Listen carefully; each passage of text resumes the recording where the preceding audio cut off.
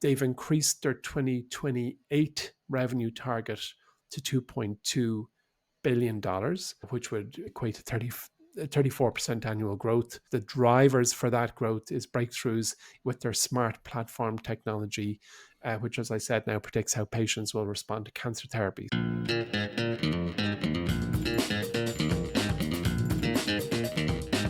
Emmet, how are we getting on? Good to see you, Mike. How are you this week? I'm good. I feel like I've been following a Succession episode with this Netflix crack. It's really, I'm pretty sure this was a storyline in the last season of Succession. Am I wrong? I can't remember it fully. No, you're on the money. This is the Roy family, played by, what's his name again? Brian something. But the Brian Cox, Walt yeah. Brian Cox. Brian Cox is the kind of Walt Disney character overseeing this giant multimedia empire. And of course, there's a boardroom battle, and you're absolutely right. So what's the latest with Netflix? Because I gave a piece on it. Was it last week? 2 weeks ago. And in fairness, 2 weeks ago, we kind of I didn't foresee this playing out as it did. But it's fascinating because it has all the elements to it. It's pure corporate boardroom. It's got the Nepo babies. It's got tech coming into legacy media and all the rest. So all right, let me get through it first. So basically what happened was Netflix was in a bidding war alongside Paramount Skydance, which is run by David Ellison, son of Larry Ellison, founder of Oracle, and then Comcast. Comcast we can forget about, I think, for the moment. But Netflix's bid was accepted on Friday. It was a cash and stock transaction valued at $27.75 a share, with a total enterprise value of $82.7 billion, which includes assuming $10.7 billion of Warner Brothers debt. So that is kind of where we're standing. Netflix essentially won the bidding war. Now, what's important here as well is Netflix is also subject to a $5 billion breakup fee if the acquisition does not go ahead, which might come into play. So let's talk Netflix first, and then we'll move on to Paramount. But by the way, Mike, just one small caveat. I think Netflix, it depends on who does the breaking up. So if Netflix breaks it off with Warner Brothers, they owe them, what was it, $5.9 billion? Yeah. So and it's about half that if it's broken up in the opposite direction, which I think is the greatest threat at this moment. Yeah, absolutely. But then again, if Warner Brothers goes off with bags more money, that could be a rounding error. Yes, exactly. We're going to start with the Netflix bit, and then we'll get into the kind of corporate intrigue bit at the end. So yeah, where do we go? Netflix. It's huge news for kind of media, film, streaming, Hollywood, pretty much anything that's watched on something bigger than a phone. This is really, really, really impactful. So from a just pure content perspective, integrating media from Warner Brothers and HBO into the Netflix platform, it's going to go a long, long way to establishing Netflix as beyond. It probably is a must-have now already, and that'll just take it to the next level of just an absolute must-have for global households everywhere around the world. And it also brings in a huge amount of opportunity and optionality when it comes to premiumization, because Netflix has had this thing where their ad-supported models and their cheaper versions have become really, really popular. And now if you're adding in HBO, if you're adding in like Warner Brothers, the studio, just the amount of IP there, maybe the company has the option, okay, what do we do if we keep them as separate services? Or, the upper tier, the gold platinum version of the subscription, you know what I mean? So I think it is a really interesting thing. And then on top of that, and the most important thing here, beyond the content, it just takes a potential big name competitor out of the running. If Paramount, or I won't say Comcast, if Comcast did win, Paramount did win the bid, either company could have a potential, have the potential and content to create a very strong alternative to Netflix, because Netflix is absolutely dominant in the streaming world. So in winning this bid, they have kind of cut off what could be their encroaching number two, say, in this industry.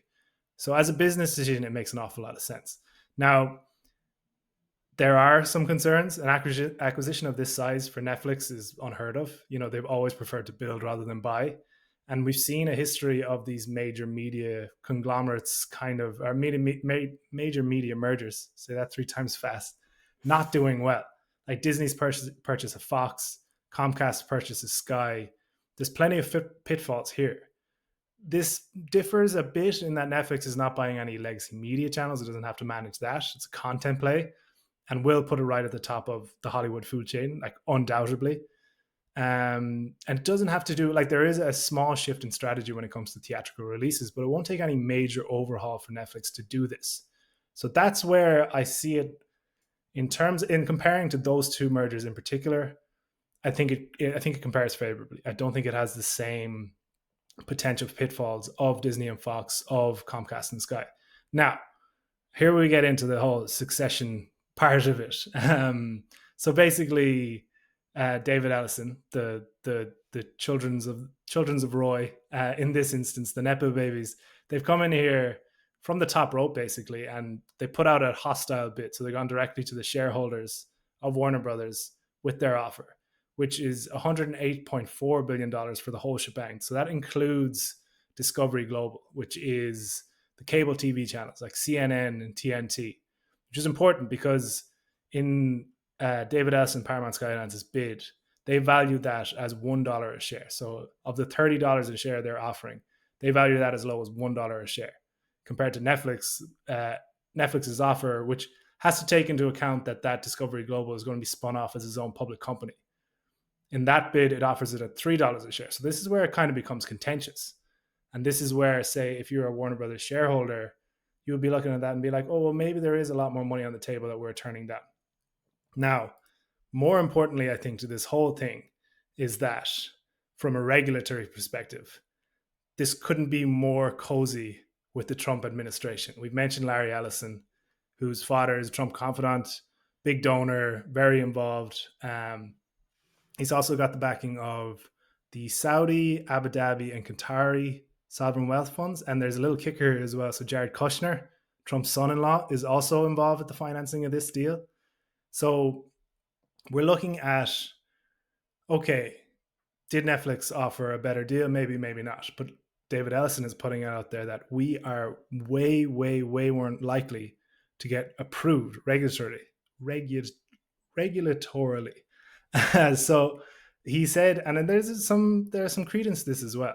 His quote is saying, allowing the number one streaming service to combine with the number three streaming service is anti-competitive. Now that's obviously a wolf whistle to shareholders. You know, we've got the administration behind us here with this, but there is grounds there. So I don't know what's going to happen next. I imagine we're recording this late Tuesday. This episode's coming out on Thursday. I'm sure there's going to be blockbuster news on Wednesday. We could make all this obsolete, but if it doesn't, it leaves it at a really interesting position. I don't think that Netflix and Warner Brothers were going to leave that, handshake, leave that agreement without considering this a possibility. The fact that it is Paramount's Guidance's bid that was rejected, it's not an increased offer. I think that gives a credence as well. But it is interesting to see that David Ellison is kind of putting his finger on the scales, being like, look, who's in the White House? Who's going to suffer if, Netflix doesn't get this deal through? Who do you think is going to have a better chance of getting this deal through? So it's up in the air. It is interesting. What are your thoughts as a Netflix shareholder here? I was interested to see last night that the management team in Netflix said that, we entirely expected this to happen and we're entirely confident we're going to win this particular bid.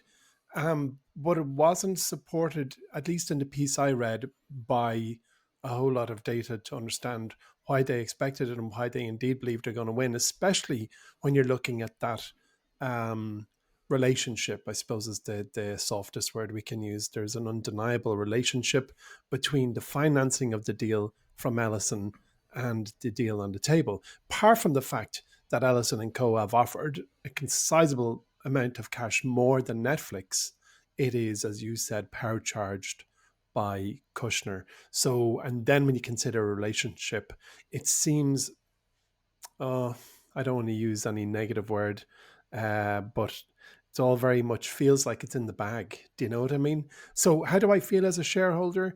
I have so much faith in the Netflix management team. Whenever I've doubted them, I've been proven wrong, thankfully.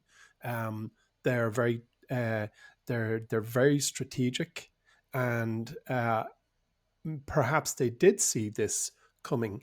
and perhaps it's all part of a master plan. It was funny. I sent out a tweet yesterday saying, well, the share price fell when it was Netflix share price I fell. saw this. Damned if you do, damned if you don't. Yeah. So the Netflix share price fell after they were announced as the winning bidder Yeah. for Warner Brothers Discovery. Then when Donald Trump said, I don't think this is going to happen or it's going to get past the antitrust assessment, the share price fell. Yeah. So like, And as I then said on Twitter, pick a side, people. Are I we don't know, happy or are we unhappy? when the Paramount deal came through, Paramount stock went up, Warner Brothers stock went up, Netflix Yeah. stock went down again. It is just unbelievable. So Yeah. there you go. We've got a buying opportunity. Yeah. Yeah, it is interesting. It's on a bit of a knife edge. I don't think this public this hostile bid towards shareholders should change anything, but they are the ones that make the decision. And that's what it comes down to. And I think David Zaslav, who was the head of Warner Brothers, he really must have had his ducks in a row when he decided on Netflix, because what they're saying is that they came out and they expected this. And so he has his board on side, he has enough shareholders on side, I think, to get this over the line, or he wouldn't have announced it, because it comes down to how much of a deal he can get for his shareholders. Now, some of it is down to, their valuation versus our valuation when it comes to Discovery Global and CNN and TNT and all the cable news channels and all the rest.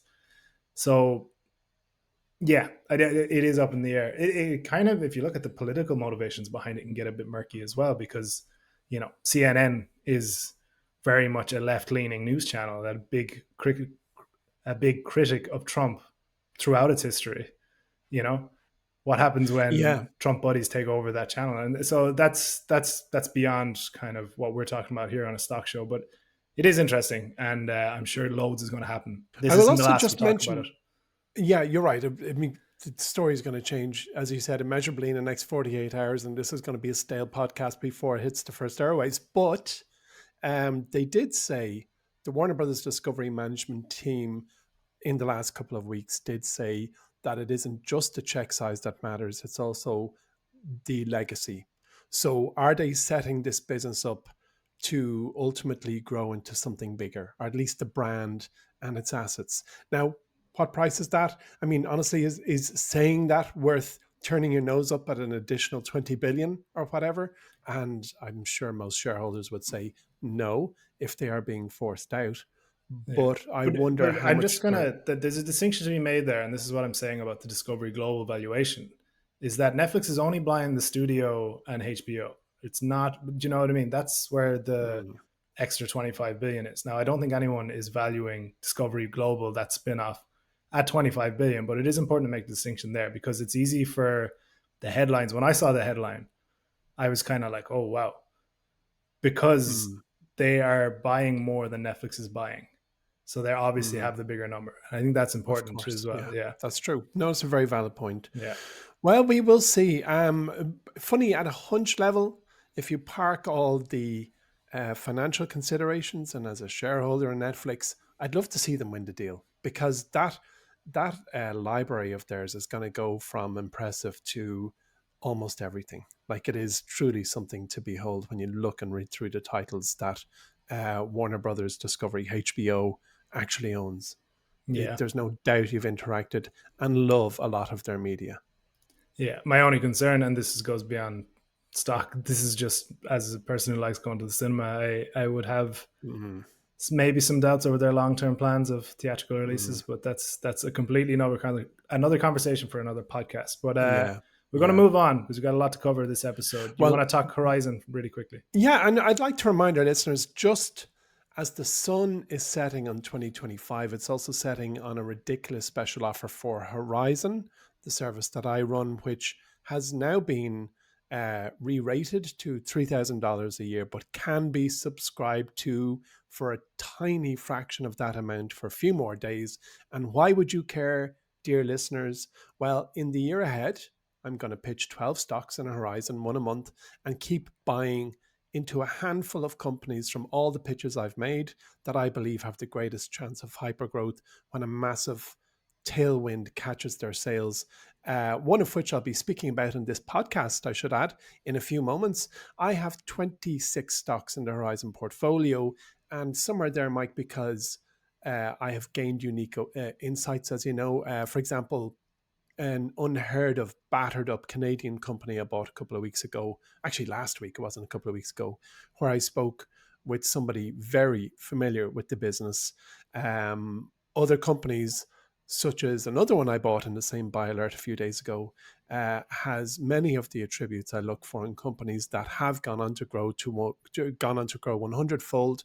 And that stock I'm mentioning is the most purchased company in Horizons and my personal history. So I bought two stocks last week, and they were bought for entirely different reasons. So if you email our colleague Frank, before the 22nd of December, he'll send you a link to buy it and lock it in for that massively discounted price, which is a tiny fraction of where we are now and where we're going to bring it. Plus, you'll get my three favorite Nexus stocks from Nexus 1, 2, and 3, which is something I'm working on now. So for the final enrollment on this price point, email frank at mywallstreet.com. That's frank at mywallst.com. Okay, we're moving on to a very interesting industry, an industry that's been on absolute fire so far in 2025. So it is, I'm not sure really the exact terminology to give this, because there is an awful lot that, say, cancer diagnostics falls under. This is like kind of early screening, early detection, non-invasive cancer diagnostics. Is that fair? It's a bit of a mouthful.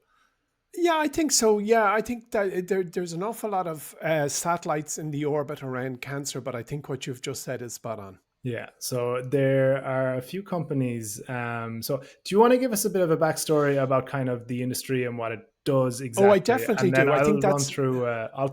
I'll run through the names and kind of the performance so far.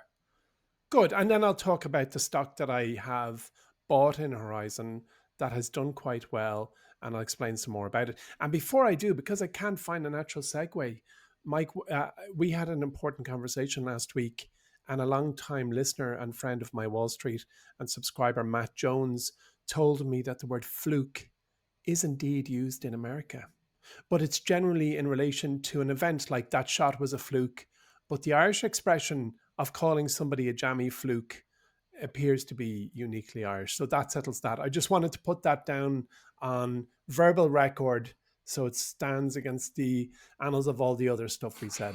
Just as important, if not more. So important, so important. Now, let me move on. So let's just talk about the industry of cancer, which I don't like saying or using those words because, well, I think listeners know the intent of what I'm trying to say. So, for most of modern medical history, cancer diagnosis has had a very specific path that all oncologists have followed. And a lump is found, a scan is ordered, a biopsy is taken, and what I think can be described as a unquestionably very difficult journey begins, and something that's invasive and uncertain, I'm sure painful and sickening, and sadly often too late. But thankfully, cancer diagnostics is moving very rapidly from spotting a lump on a scan to this really rich and continuous molecular picture of what's happening in your body, and it's from just one thing, blood. And as with most things, it's also getting a power up with AI acting as an extra set of, I suppose, superhuman eyes, you might say. Yeah, So yeah, so the we thought, ability to analyze has just grown oh exponentially in yeah, a very short space of time. no question or doubt about it. So we thought we'd give our commentary, but please, folks, do not treat anything that we're about to say as a reliable medical insight. We're going to do our best, but if you have anything of a concern, get to a doctor. Don't bury your head in the sand. Move into 2026 with a plan in place. So I want to just preface everything we're going to say to do not, be so foolish as to substitute anything we're about to say for a plan of action. Okay, now let's start with the biggest change of all. The biggest change in this world is the rise of liquid biopsies. And instead of cutting into a tumor, doctors can now detect tiny fragments of cancer DNA that spill into the bloodstream. And this thing is called circulating tumor DNA, or ctDNA. And this is real tumor genetic material that's going around in your blood in a very, very low concentration, I suppose. And with one vial of blood, doctors can now in 2025 detect whether cancer exists in your body. They can identify the exact mutations that are driving that cancer, and they can also assess if treatments are working. And in many cases, and this is the powerful thing, this ctDNA that you can get from a vial of blood can spot relapse months before a scan. And this has completely changed how recurrence, for a start, is monitored. Every surgery or chemotherapy, like after surgery, I mean, say, or chemotherapy, instead of waiting for a scan, which might be like every 6 months or something, which I can only assume is some kind of daily hell when you know you've got this kind of scan that you're waiting to hear you've got the all clear on. Doctors can now track whether any microscopic disease remains, and this is called in the medical industry minimal residual disease. And if cancer is going to come back, blood shows it first, or at the very least, blood can show it first and often shows it first. And the implication of that discovery or that insight alone is absolutely massive. For start, treatment can now be adjusted to start earlier when the disease burden is at its tiniest, and the disease itself is at its most vulnerable and most open to treatments.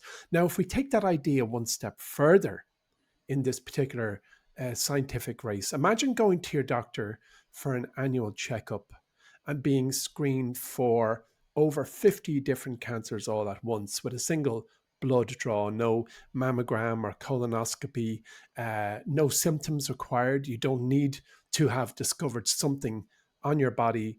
You just walk in, and as part of your annual or biannual checkup, they just take a little bit of blood and they can have a look. And that's the promise behind multi-cancer early detection tests, which don't just look for mutations. They read the DNA methylation patterns, they're known as, which are chemical signals that reveal whether not only if cancer is present, but in which organ it likely came from. So now all of a sudden, we've got this chemical messenger in our blood that allows doctors to see if you've cancer and where did it originate.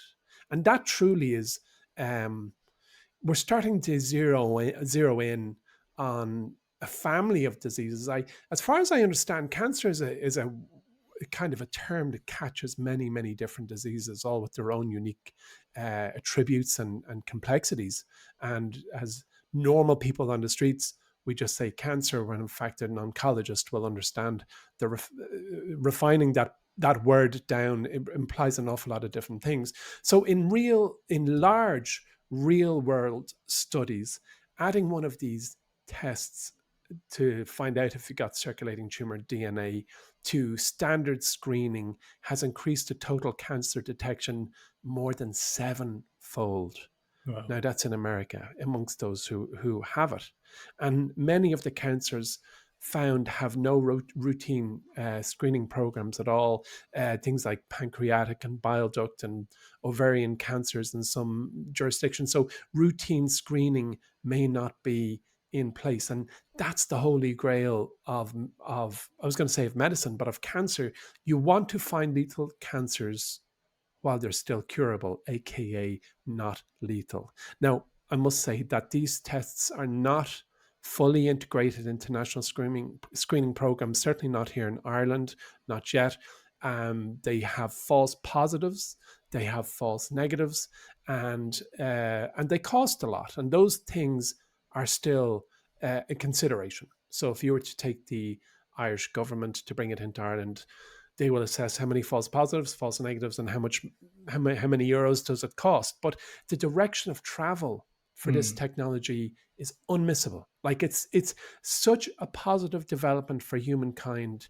It's bigger than we all know. A bit like when what's a good analogy? None of us understood how brilliant smartphones would be until we saw them. We knew, we'd heard there's this thing coming out from Apple, or indeed, most people haven't, like, those who haven't driven an electric car haven't really embraced how brilliant they are. So if you take it, you don't really know about something's brilliance until you see it or experience it. And I mean, as much as this technology is coming down the line for all humans, you got to presume it will also be something for our pets as well. So it's a living creature diagnostics thing. And for the first time in history, population wide early cancer detection is technically possible. Yeah, and no, I just wanted to jump in because it feels weird talking about this, like a very sensitive topic to a lot of people who are listening, um, and the commercialization of it. You know, this feels like it shouldn't be in the hands of a few companies. But I guess No way. this is how it progresses. And you're talking about the direction, which I think is an important Yeah. thing. We're still at the very early stages of this. This isn't going to be a kind of wide scale adoption, especially not globally, not in Ireland, for years and years. But it's the early stages of what is becoming kind of a new form of, I don't want to say treatment, but a step in the treatment process, we'll say. And I think it's very Mm. important to just kind of realize that yes, it's an incredibly sensitive topic. And I suppose the least important thing about all of this is, making money from these companies. But I think it is That is correct. That is the least important thing. We want it to succeed. If we never make a penny or we lose our shirts, I mean, this is for the benefit of humankind and creature exactly. kind, perhaps. Yeah, and Yeah. like as in, look, you can look at it as a critique of capitalism in general, that these companies have to make money for their investors and for everything else for it to come along this line, and maybe that's you know a greater view on the world we live in. But it is very encouraging to see kind of stocks like this that are truly trying to make the world a better place, and there aren't. And if you're being cynical, there aren't a lot of companies that are out there doing it. And then the way they do it and stuff, it doesn't have to be great.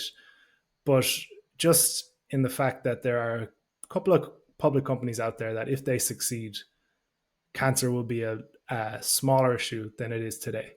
Do you Yeah. know? In a kind of like, if you're putting a mission statement out there for a couple of businesses a couple of businesses we're talking about. So in that sense, I know it is a sensitive issue, and it almost feels a bit icky talking about it as if like Mm. Yeah. stock goes up, but Yeah. Yeah.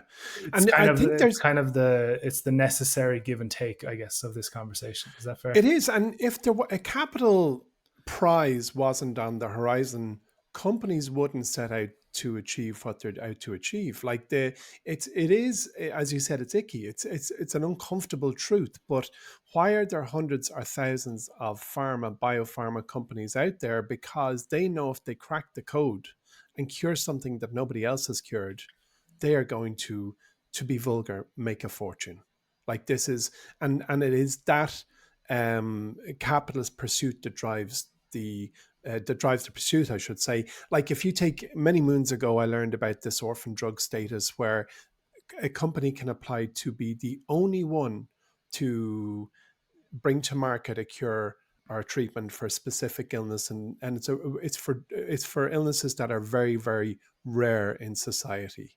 Yeah, I was invested in one 25 years ago called transkyriotic therapies, and they were out to cure illnesses that I would hope everyone has never heard of, but they had a government protection bubble around them. But the reason all of these things are in place, the orphan drug status, is because the companies need to get the reward at the end of the day in order to go out and do what they're doing. And that's exactly what we're talking about here. But what, above all else, do you and I, Mike, and all our listeners want? Well, we want someone to succeed, whether or not we ever even hear of them as companies, let alone as investments.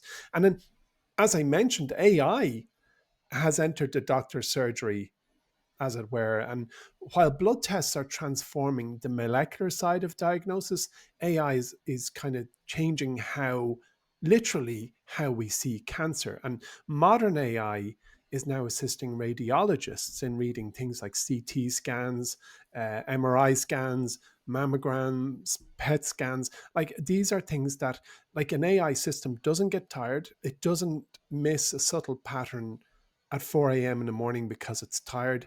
It can scan tens of thousands of images and learn features that the human eye frankly struggles to perceive. So like if you take in breast cancer screening, AI support is now detecting significantly more cancers while keeping false alarms at manageable levels. In lung cancer, it's flagging nodules that might otherwise have been overlooked.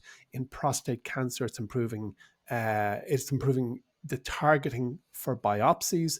So I know there's a lot of debate in the wider world about AI. Is AI peaking? Is AI in a bubble? But when you consider just this avenue of the AI world, it's the earliest days of its deployment, and it's already moving the dial. And this same transformation is happening in pathology, and tissue slides that once took pathologists hours to look through and evaluate can now be scanned and diagnose and classify tumor types and grade the aggressiveness or whatever else that doctors look at, measured immune response. I'm sure there's a whole big shopping list of things that a well-trained pathologist has to consider when they're predicting patient outcomes. And it's important to say that AI is not about replacing doctors.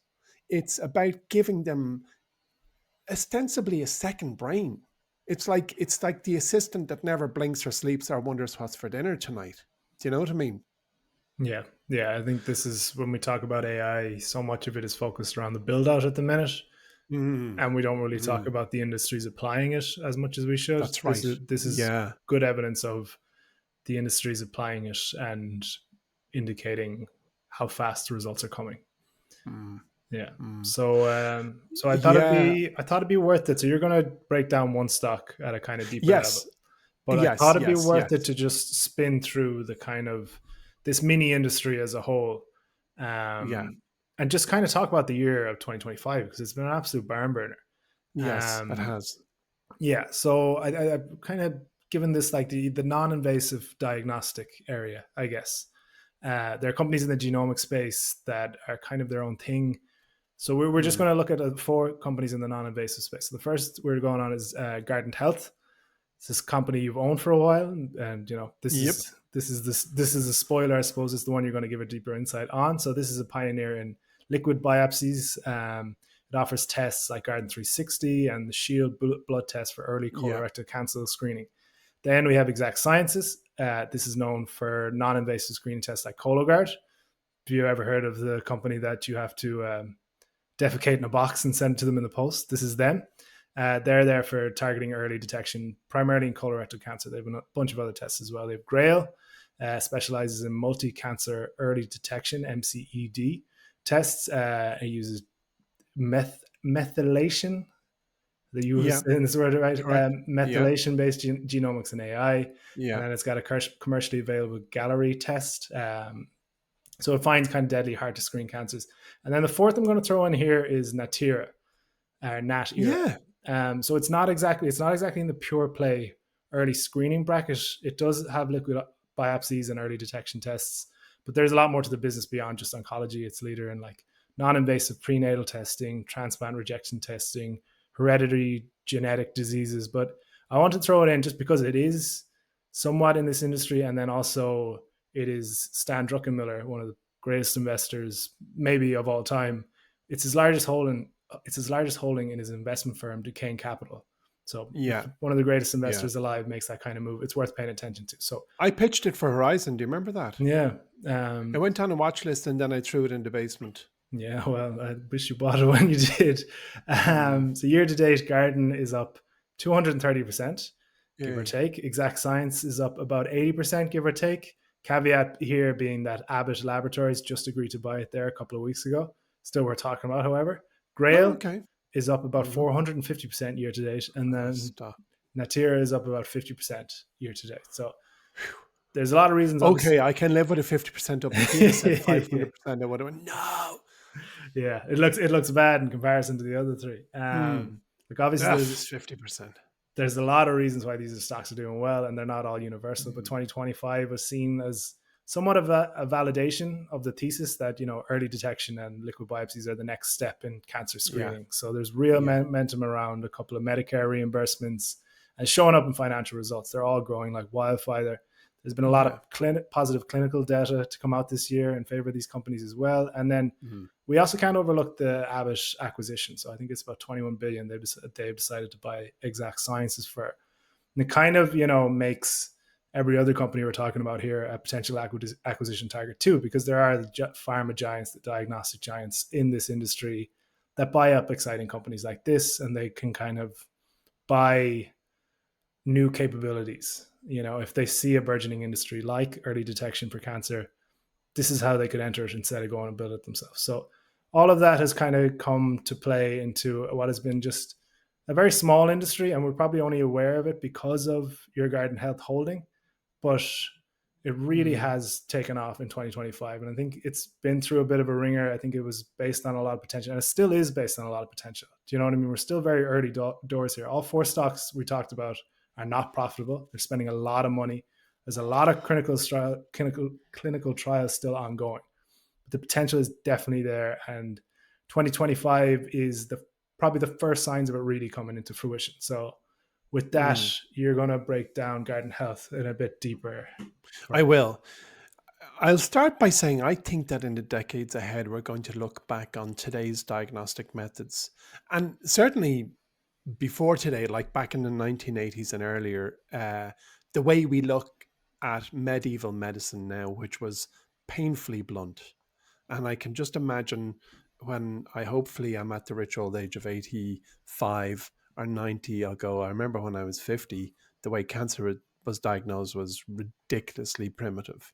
I certainly not only hope so, but I think so. And I do believe that Guardant Health is one of those companies that's going to go through the days, weeks, months, and decades ahead in a more positive sense and actually help countless millions of individuals get on top of something pretty horrible way sooner than they would have otherwise.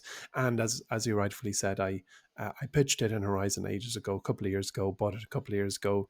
It fell, and I bought, and now it's up. So I own a tiny microscopic fraction of the business. So as I said, 4 decades diagnosing and tracking cancer meant cutting into tumors and waiting for scans and hoping nothing had changed in the gaps in between appointments.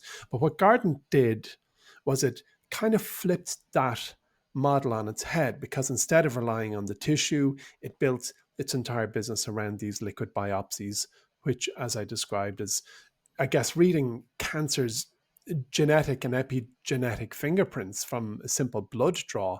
When you look at Guardant, it kind of reminds you of that movie and that book. What was it? Bad Blood. Oh, Bad Blood. Yeah. Yes. John, Elizabeth Holmes. John Yes, Carreyrou. exactly. And John Exactly. Carreyrou or something wrote it, and Elizabeth Holmes in real life, it's not a fancy, but created a business that with a simple pinprick on your finger in CVS was promising to diagnose a whole pile of issues.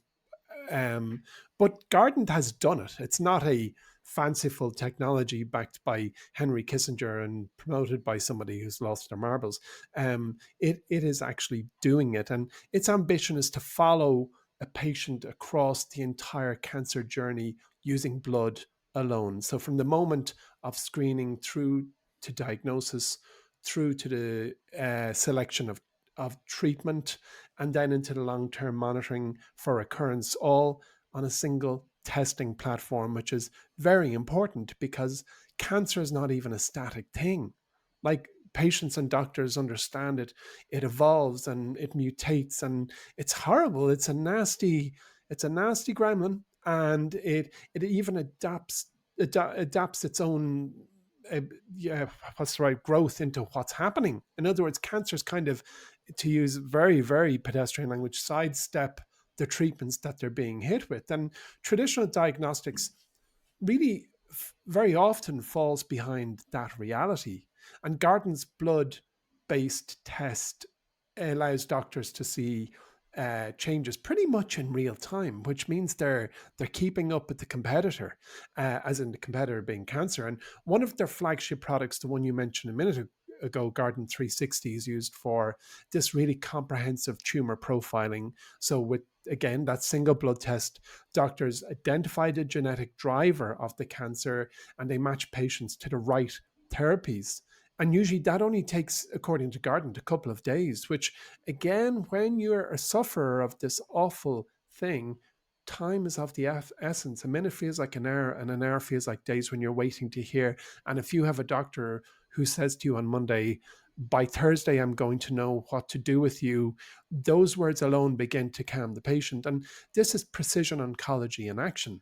And the company has also pushed upstream into minimal residual disease, also known as MRD, which is one of the fastest growing areas in cancer diagnostics. So after surgery or chemotherapy, even a handful of remaining cancer cells can eventually lead to relapse. This is what I mean, is it's a nasty gremlin inside you. It is a very, what's the right analogy? It's a very tactical illness. It moves, it adapts with what's happening. So Gardens has another thing called Reveal, and has a Reveal test, and it looks for these microscopic traces of cancer in the blood months before a tumor would appear on a scan, which, as I said earlier, is what you want. And that early warning really changes everything. Who needs more therapy? Who can safely avoid it? Because the therapies are notoriously difficult as well, and who needs closer surveillance. So Garden's Shield test began with colorectal cancer, and it's now expanding into multi-cancer detection. And it's a very simple, well, the idea is simple. It's not simple technology. As you can imagine, it's very sophisticated technology, but the idea is simple. You test people before the symptoms appear, and when cancers are just still invisible to, well, everyone, the patient who might check if they have lumps or bumps unwanted, and they haven't appeared yet, and they haven't appeared to imaging. So Shield looks not just at DNA mutations, but epigenetic signals that reveal the presence of cancer and the likely site of origin. And that's amazing. That's like a crystal ball for a medical professional. And in real world studies, Shield has delivered extraordinarily high specificity, meaning that there's very few false positives. They're very low false positives, which is one of the big hurdles in population screening. Imagine being told you have something that you actually don't have. The practical and the emotional impact that it would have on you, even perhaps undertaking medical treatment that actually wholly wasn't needed. Like, you can just see that you just don't want false positives. You want zero false positives. Yeah. But anyway, under all of this, Garden's thing is like, what it's, when I say thing, one of Garden's greatest assets is not only its technology and its machines and its breakthrough technology, but it's their data. And they've got data at a staggering level. It's built the world's largest clinical genomic and epigenomic database with over 1 million patient samples, which effectively feed into this AI engine called the Infinity AI. But 1 million people, like us in Ireland, I think have a good grasp of what 1 million is, because we live in a country with 5 million people in it. So that's kind of like 20% of everyone in Ireland, if their cancer genetics were on a single platform. That's what Guardant has. And this Infinity AI platform is the biggest. And that system actively discovers new disease signals, new response predictors, and new applications right across oncology. Okay, Mike, I read Guardant's 163-page Investor Day presentation, which happened at the end of September. So you don't have to. And I'm going to give you 3 takeaways from that 163-page Investor Day presentation that go a little bit beyond what I've already said to you here. So here's 3. Are they again beyond everything I've just said, which I hope is the most interesting? But here's 3 things that I jumped out at me. First is that they have accelerated their path to profitability. And you said a few moments ago that all these wonderful businesses pursuing something so important still aren't profitable. And we want them to be, so they thrive and survive and grow and push their technology into places where otherwise it might never have gotten. So their path to profitability has been accelerated by a full year. So they're targeting cash flow break even about a year from now. That's Q4. Sorry, Emmet, do your sums.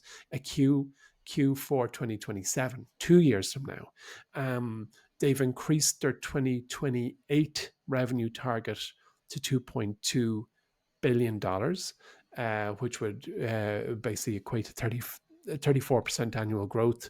And the drivers for that growth is breakthroughs with their smart platform technology, which, as I said, now predicts how patients will respond to cancer therapy. So that's the first of three things in that PowerPoint deck that I thought was worth mentioning. The second is their Shield blood test is expanding from colorectal cancer screening to detect multiple cancer types simultaneously with 75% sensitivity and 99% specificity. What a fact. And then the third thing, and that's why I'm not an oncologist, folks. And the third thing is the multimodal platform is so powerful, it's enabling expansion beyond cancer into cardiovascular disease, liver disease, neurological conditions. So the prize at the moment and the focus of their beam with is on cancer, quote unquote cancer. But we are looking at a business that today, in late 2025, let me have a look. Its market cap is 13 billion. So the business is worth 13 billion. The share price is $100 and change, so it's about $104 for a share. It has a founding CEO. Help me look up his surname, folks. And it is a business that is on the precipice of being one of the participants in the changing humankind. And when we look at revenue growth, it's just up, up, up, up, up, up, up. Every year is a solid jump on what it did last year. And for those who are good at listening to numbers and picturing it, when they finished 2016, they'd done 25 million. The year after, 50 million. The year after, just shy of 100 million. The year after, over 200 million. The year after, which was ended December 2020, nearly 300 million. The year after that, nearly 4. And so it continues. So where they finished December 2024, which granted is effectively a year ago, 11 months and change ago, its full year revenue was 740 million. To remind you, just a few years before, it was 25 million. It just went up, up, up to 740 million. And we're going to see how this year comes in. But what I will tell you is their return on equity, which is one of those prized metrics looked for by the investors we most admire and ourselves, is gone into the hyper positive territory. So what I would say to you is that for those reasons, for the reasons I've just explained, I am a shareholder in Guardant. I will remain a shareholder in Guardant, and genuinely putting aside all commercial endeavors, I want them to succeed. I want to find that in 5 years from now, when you go into Boots, which is a chain of chemists across the UK and Ireland, that you can get a Guardant test. Or if you go into your local GP, that she or he says, here, come here, throw your arm up there for a minute and look out the window, and next thing they can tell us. That is going to change all of our outcomes. But this is a horrible thing, these family of illnesses. I remember, funnily, talk about a left field reference, but in April 1992, I was a kid. I was a kiddo. I was in my mid to late teens, probably 16, maybe 17, and I went over to Freddie Mercury's memoriam tribute in Wembley Stadium. He had died, and there was a big gig in Wembley, and all the world's greatest bands, from The Who to Metallica to Liza Minnelli, to everyone played at a gig there. That was the best thing ever. I camped outside the place the night before, and I got in the first 200 people and stood right beside the stage and got to watch it all. And I remember when David Bowie came out, he said to the audience and the global audience, we all know somebody who's died from AIDS. And I remember looking at my friend Mark, and I'm like, I don't know anyone, do you? And Mark was like, no. And I remember saying to Mark, we all know somebody who's died from cancer. And I still hold that to be true. It was one of those moments where, while David Bowie would have, well, apart from being quite a bit older than me at the time and having lived more life and seen more people and being in the arts end of the world and whatever, he said that, but it felt wrong to me. I was wrong, I'm sure, but nonetheless, even then, I remember saying to Mark, we've all been touched by cancer, and that I believe is still true. Hopefully not close to your home, but it is a nasty, horrible thing. But we're going to we, humankind, we're going to conquer cancer, folks, and we're nearly there. And I think Guardant is on the front foot to bring us to this promised land where we can live the full life we deserve. It's great. It's a great way of finishing out that section. And it's an interesting part of the market, an important part of the market, very early on in its journey, but hopefully it does become a much bigger part, because I think the benefits down the line from everyone beyond commercial are very important. Where are we going next? We're finishing up with following profit. Following profit. Mike, let me do my intro for following profit. I've memorized it. Okay, folks, this is Following Profit, where Mike or I spotlight one of Profit's current 10 stocks. It's our Just Tell Me What to Do service. It always holds 10 stocks. It rebalances monthly. And I need to caveat it that we will always tell you a stock that's currently hot and recommended and held by the Profit's 10 stock portfolio. And we talk about it in the knowledge that Profit may just sell it in a couple of weeks. And it only rebalanced there last Friday, wasn't it, Mike? Yeah, last Friday. So we've kind of rich pickings to talk about. Exactly. And I specifically chose one of the stocks it added last Friday to kind of just keep this a bit more up to date. Although, in fairness, if they don't go obsolete, if Profit doesn't want it in the portfolio, it sells it straight away. So that's not an issue. It's sold 3 and bought 3. Is that correct, Mike? Sold 2, bought 2. Oh, sold 2, bought 2. Okay, go on. Hit us then with half of that payload. Which one of the two did you pick? The company I chose is the company DICOM Industries, DYCOM. Never heard of it. Nope, me neither. Okay. A lot of the Profit stocks I've never heard of. And there's a good reason you never heard of it. Very boring business. So it's a specialty contractor. Works primarily in like telecommunications infrastructure and utilities industries. Focuses on fiber optic, copper, and coaxial cable projects. And you'd be surprised to hear this, I imagine. We're talking about one of these old industrial companies. It's come to the fore as an under-the-radar AI infrastructure play. Surprise, surprise. So it's benefiting massively over the last couple of years from the accelerating data center and fiber network spending. You can see it in the numbers. So Q3 revenues were up 14% year over year, alongside about 35% increase in earnings. It's going to see really robust demand for fiber and data center infrastructure projects. And then it's got an $8.2 billion backlog of orders for a 10 billion something company. A really strong momentum behind the stock, which is why it's popping up on Profit. It's up about double year to date and about 350% in the last 5 years. Growth is obviously incredibly dependent on this crazy CapEx cycle we're going through at the minute. It's benefiting from the major telecoms, the major hyperscalers just spending like there's no tomorrow. That doesn't look like it's slowing down anytime soon, but we will see. There might become a reckoning. I think people are waiting for that kind of reckoning. But at the minute, it's all systems go. It's certainly on this gravy train for now, alongside all these other 60-year-old infrastructure players that have just been the hottest thing on the market right now. So put it alongside what we were talking about last week, Western Digital and... last week I Carpenter Technologies. Carpenter Technologies, Western Digital. They made screws and rickets and I don't know even what they're called, metally things. Exactly. SanDisk. All these 50-plus-year-old companies SanDisk. Yeah, no. I wasn't looking at that. That's high tech. That were making floppy disks and putting wires in the ground are all of a sudden the hottest things in the market. And this is nickel-based super alloys for sticking onto routers and gooters. Exactly. DICOM Industries is the latest in a long line of these that we've seen this year. So yeah, it's just part of this AI infrastructure build-up play that we've seen for so long, and it's just seems to be the story of 2025's market. It's pick and shovels. It's been the year of the pick and shovel, and DICOM is just the latest in that.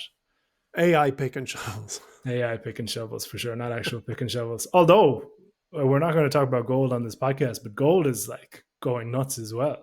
Gold had the party of parties this year. Yeah, absolutely. Yeah. But we've been talking for an hour. I don't think we need a tangent on gold at the minute.